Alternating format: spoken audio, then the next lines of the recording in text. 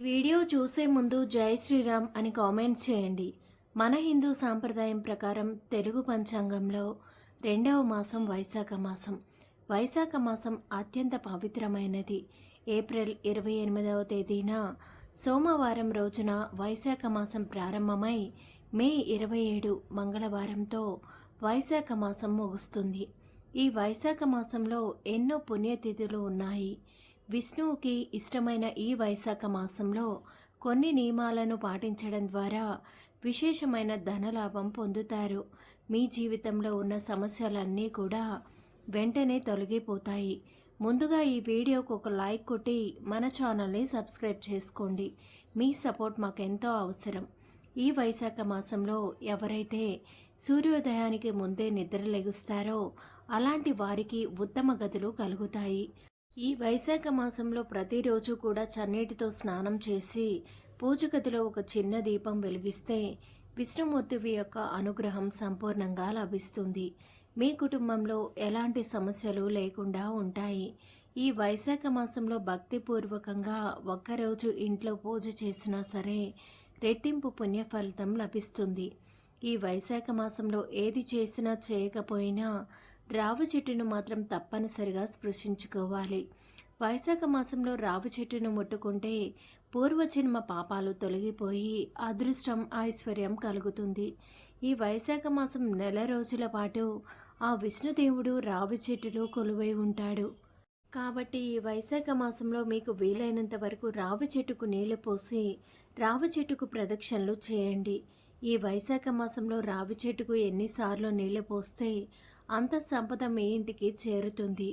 ఈ వైశాఖ మాసంలో వచ్చే ప్రతి శుక్రవారం రోజు ఎర్ర గులాబీ పూలతో లక్ష్మీదేవిని పూజిస్తే ధన సమస్యలన్నీ కూడా తక్షణమే తొలగిపోయి మీ ఇంట్లోకి పుష్కలంగా డబ్బు చేరుతుంది. ఎవరైతే కటిక పేదరికంతో ఇబ్బంది పడుతున్నారో అలాంటి వారు ఈ వైశాఖ మాసంలో ఒక నెమలి ఈకను తెచ్చుకొని మీ పూజ గదిలో పెట్టుకోండి. పూజ గదిలో నెమలి ఈక ఉంటే మీ ఇంటి సంపద పెరిగే అవకాశం ఉంటుంది. ఈ వైశాఖ మాసం నెల రోజుల పాటు ఇంటి ముందు తప్పనిసరిగా ముగ్గు ఉండాలి. ఏ ఇంటి ముందైతే ముగ్గు ఉంటుందో అలాంటి ఇళ్లలో లక్ష్మీదేవి తిష్ట వేసుకొని కూర్చుంటుంది. ఇంటి ముందు ముగ్గు లేకపోతే మీ ఇంట్లో ఉన్న సంపద అంతా కూడా నశించిపోతుంది. మీ ఇంట్లో ఎల్లప్పుడూ కూడా డబ్బు ఉండాలంటే ఈ వైశాఖ మాసంలో ప్రతిరోజు కూడా ఉదయం స్నానం చేసిన తర్వాత ఓం హ్రీ శ్రీ లక్ష్మీ వాసుదేవాయ నమః అనే మంత్రాన్ని 5 సార్లు చదవండి. ఈ మంత్రానికి ఉన్న శక్తి అంతులేనిది కాబట్టి ఈ వైశాఖ మాసంలో ఈ చిన్న మంత్రాన్ని చదివినా చాలు మీ ఇంట్లో ఎల్లవేళలా కూడా డబ్బు ఉంటుంది. కొంతమంది పిల్లలు లేరని బాధపడుతూ ఉంటారు. అలాంటి వారు ఈ వైశాఖ మాసంలో ఈ చిన్న మంత్రం చదివితే చాలు మంచి సంతానం కలుగుతుంది. ఆ మంత్రం ఏమిటంటే ఓం కలికృష్ణాయ నమః.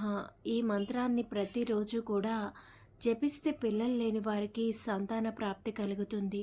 కుంకుమకు ఎన్నో దైవశక్తులు ఉంటాయి కాబట్టి ఈ వైశాఖ మాసంలో ప్రతిరోజు కూడా కుంకుమ బొట్టు పెట్టుకుని దేవునికి నమస్కారం చేసుకుంటే మీ కుటుంబానికి అఖండ రాజయోగం కలుగుతుంది. దేవతల ఆశీర్వాదం మీ ఇంటిపై ఉంటుంది. విశేషంగా ఈ వైశాఖ మాసంలో విష్ణుమూర్తిని పూజించండి.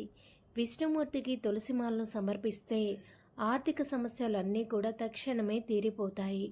విష్ణుమూర్తి అనుగ్రహం ఎల్లప్పుడూ మీ ఇంటిపై ఉంటుంది.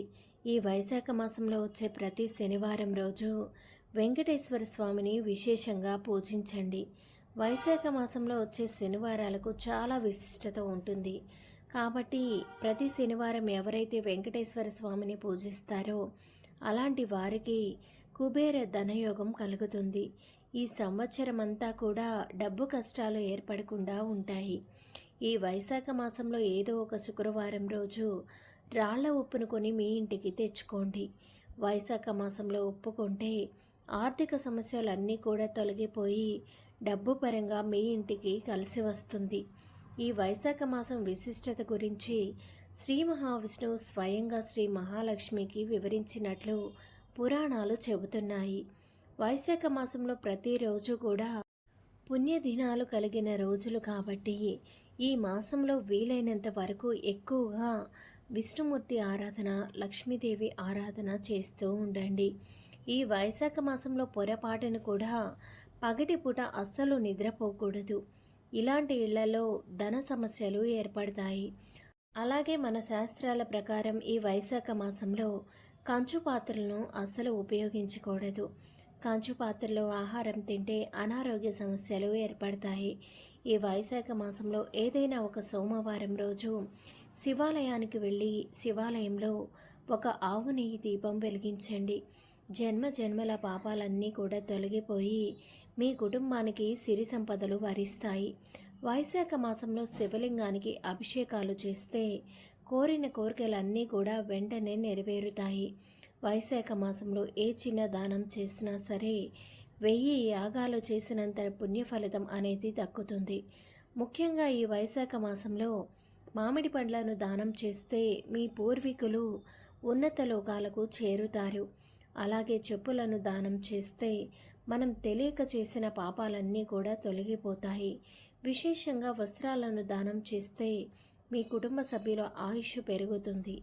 అలాగే బియ్యం దానం చేస్తే పెద్ద పెద్ద యజ్ఞాలు చేసినంతటువంటి పుణ్య ఫలితం లభిస్తుంది. అలాగే మజ్జిగ కానీ పెరుగు కానీ దానం చేస్తే ధనప్రాప్తి, అలాగే విద్యాప్రాప్తి కలుగుతుంది. అలాగే ఆవు నెయ్యిని దానం చేస్తే అశ్వమేధ యాగం చేసినంతటువంటి పుణ్య ఫలితం దక్కుతుంది. జలదానం ఎంతో పుణ్యాన్ని ప్రసాదిస్తుంది. అన్ని దానాల వల్ల కలిగే పుణ్య ఫలితం ఒక్క జలదానం వల్ల కలుగుతుంది. అలాగే కుంకుమను దానం చేస్తే మీ జీవితంలో గొప్ప స్థాయికి ఎదుగుతారు. మీ భర్త ఆయుష్ అనేది పెరుగుతుంది. అలాగే గంధం దానం చేస్తే యాక్సిడెంట్లు జరగకుండా ఉంటాయి. కొబ్బరికాయను దానం చేస్తే పితృదోషాలన్నీ తొలగిపోతాయి. గొడుగును దానం చేస్తే జీవితంలో ఉన్న కష్టాలన్నీ తొలగిపోతాయి. ఈ వైశాఖ మాసంలో సూర్యుడికి అర్ఘ్యం సమర్పిస్తే చాలా మంచిది. ప్రతిరోజు ఉదయం స్నానం చేసిన తర్వాత సూర్యదేవునికి అర్ఘ్యం సమర్పించి నమస్కారం చేసుకోండి. ఈ విధంగా ఎవరైతే వైశాఖ మాసంలో ఈ చిన్న చిన్న పరిహారాలు పాటిస్తారో అలాంటి వారికి విశేషమైనటువంటి ధనప్రాప్తి తప్పకుండా కలుగుతుంది అని చెప్పి మన పురాణాలు చెబుతున్నాయి.